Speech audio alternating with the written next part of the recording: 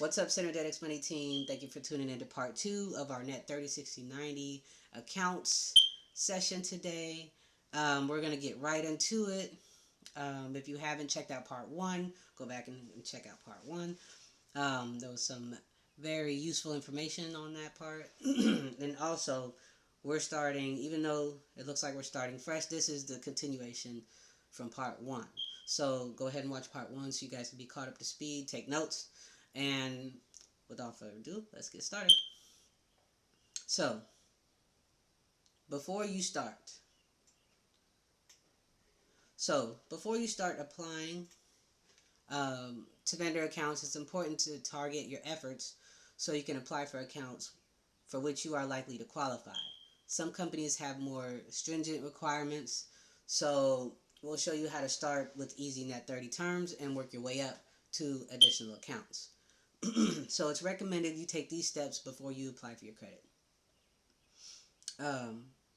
Get your EIN, Employer Identification Number, from the IRS.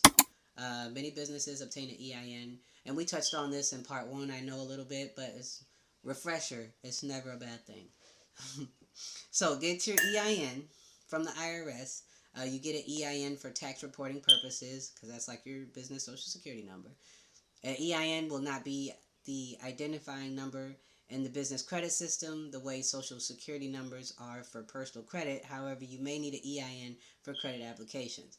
It's similar to the way the concept of it, the concept of how your social security number is attached to you legally, not in all the same ways, and it's a bit different because you're not, your business is not a person, so it's a bit different. In general terms, that's like your business social security number.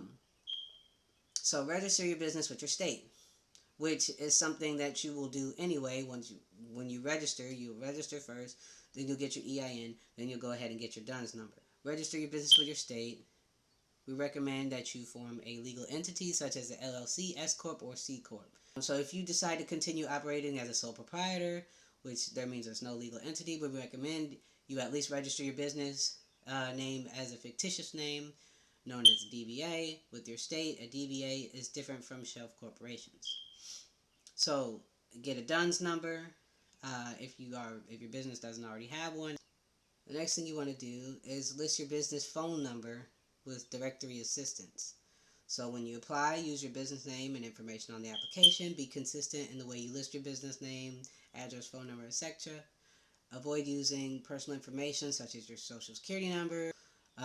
Make note of your account number and date you open the account. It may take 60 days for a new account to appear on your business credit reports. You may have to start with a low credit limit initially. Of course, that's how everything works with credit. You have certain limitations.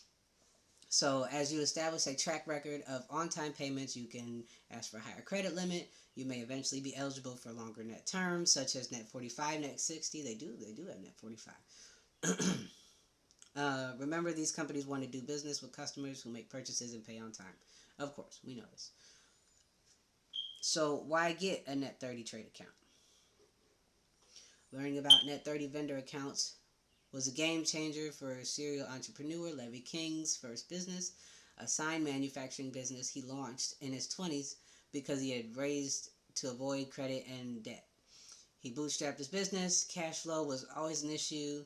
He'd have to purchase cement, steel, and other supplies, plus cover the cost of labors and overhead costs. Before he could manufacture and install the signs, his clients would have to purchase and pay for later. And it was incredibly stressful, as you can imagine. Some of you have been there, it was incredibly stressful, and there were many sleepless nights when he worried about how he'd keep his business afloat. Then one of his suppliers suggested he fill out a credit application, which allowed him to get supplies on net 30 terms, which meant he wouldn't have to pay the supplier for 30 days.